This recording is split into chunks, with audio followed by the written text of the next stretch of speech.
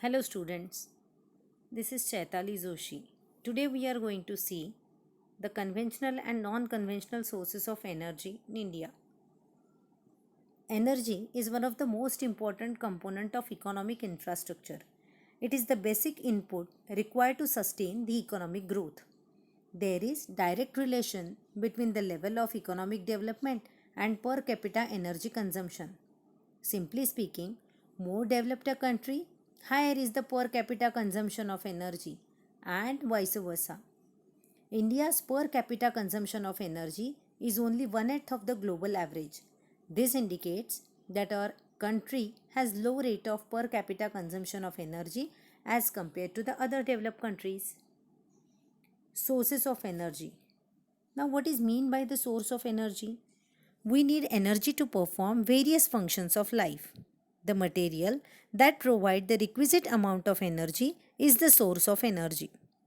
For example, fuel, wood, coal, kerosene, cooking gas, petrol, diesel, everything.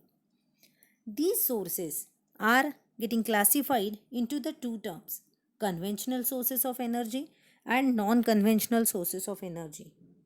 Now, there are the sources of energy that we have been using for a long time. For example, wood, fossil fuel like coal, petrol, which are having common source of heat energy. The energy of flowing water and wind are also used for the limited activities. So these conventional sources of energies are getting classified into two types: commercial and non-commercial sources of energy. Coal, petroleum, electricity comes under the commercial sources of energies, whereas fire, wood, dried dung comes under the non-conventional sources of energies. Non-commercial sources of energies. Now, what are the non-conventional sources? The non-conventional sources are the sources that with increasing demand, energy from sun, sea waves and the earth is also getting tapped by the human body. These are the non-conventional sources of energies like solar, wind, tidal, bio, and energy from the urban waste. This is the energy consumption in India. As you can see, different color represents the different forms of energies. Percentage of consumption is represented by the pie chart. Conventional energy. These sources of energy are also called as non-renewable sources. These sources of energy are in limited quantity except hydroelectric power. These are further classified as commercial and non-commercial. Let us see commercial energy. These are coal, petroleum, electricity. These are commercial energy because we have to pay the price to purchase them. Coal. Coal, it is the major source of energy. Coal reserves in India.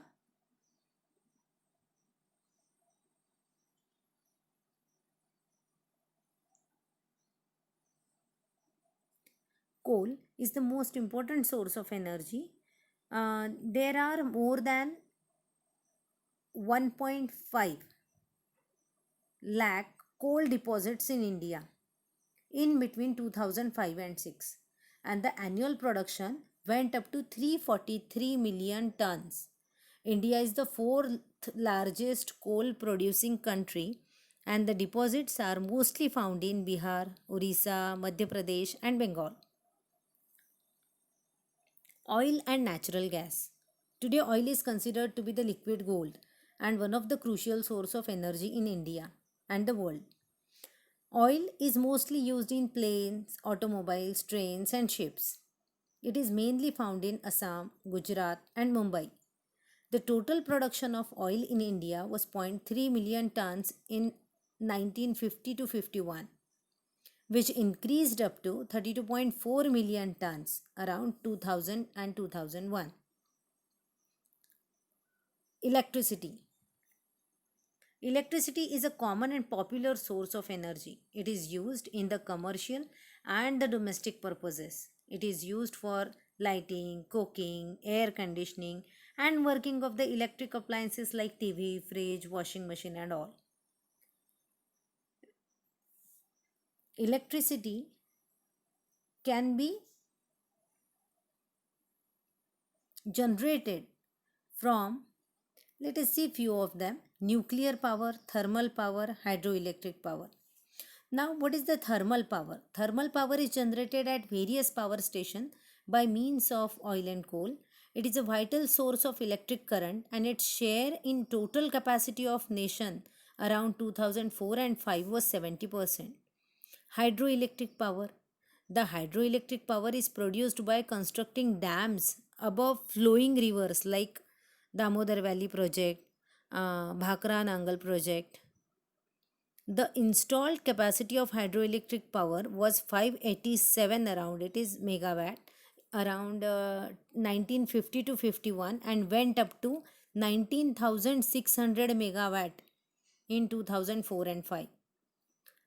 Nuclear power.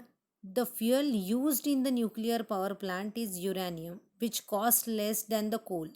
Nuclear power plant can be found in Kota, that is in Rajasthan, Naraura, that is in UP, and Kalapakam, that is in Chennai. Disadvantages of conventional energy. It is available in the dilute form of energy. Cost of harnessing energy is very high. Availability is uncertain, and difficulty we are facing difficulty in transporting such resources. Non-commercial energy sources. These sources include fuel wood and dried dung. These are commonly used in rural India. According to an estimate, the total availability of the fuel wood in India was only 50 million tons a year. It is less than 50% of the total requirement. In coming years, there would be a shortage of firewood. Agriculture waste like straw are used as a fuel for cooking purposes. According to one estimate, agricultural waste used for fuel might be 65 million tons. Animal dung, when dried, is also used for cooking purposes. Total animal dung production is 324 million tons, out of which 73 million tons are used as a fuel for cooking purposes. The straw and dung can be used as a valuable organic manure for increasing fertility of a soil and in turn productivity. Solar energy. Now, this is the energy that is produced by the sunlight. The photovoltaic cells are exposed to sunlight based on the form of electricity that needs to be produced. The energy is utilized for cooking and the distillation of water. Wind energy. The kind of energy is generated by harnessing the power of wind and mostly used in operating the water pumps for the irrigation purposes. India stands as the second largest country in the generation of wind power. Tidal energy. The energy that is generated by exploiting the tidal waves, yeah, of the sea is known as the tidal energy. This source is yet to be tapped due to the lack of cost-effective technology. Bioenergy. This type of energy is obtained from the organic matter. It is of two kinds, biogas and biomass. Biogas is obtained from the gobar gas plant by putting cow dung into the plant. Besides producing gas, this plant converts gobar into a manure. It can be used for cooking, lighting, generation of electricity. Whereas it is also biomass, it is also of a source of producing energy through plant and trees. The purpose of biomass program is to encourage the afforestation for energy, so that the fuel for the generation of energy based on gas technique and fodder for the cattle could be obtained. 56 megawatt capacity for the generation of biomass energy has been installed. Energy from the urban waste. As you can see here, urban waste poses a big problem for its disposal. Now, it can be used for generation of power. In Timarpur, Delhi, a power station of 3.75 capacity has been set up to generate electric from the garbage. Now, what are the advantages of non-conventional sources of energies? The non-conventional sources of energy have many advantages. It is cheaper and renewable. Most of the non-conventional power sources are really very cheaper and renewable as compared to conventional sources. Second, the overall limitation and scarcity of a fossil fuel has given rise to the urgent need for exploiting alternative energy sources. Third, locally available, non conventional, and renewable power sources can meet localized rural energy needs with minimum transportation cost. Fourth one is it is environment friendly and inexhaustible. Power from the non conventional and renewable is must in order to reduce the carbon dioxide emission of the coal based power plant. It is inexhaustible in nature and environment friendly.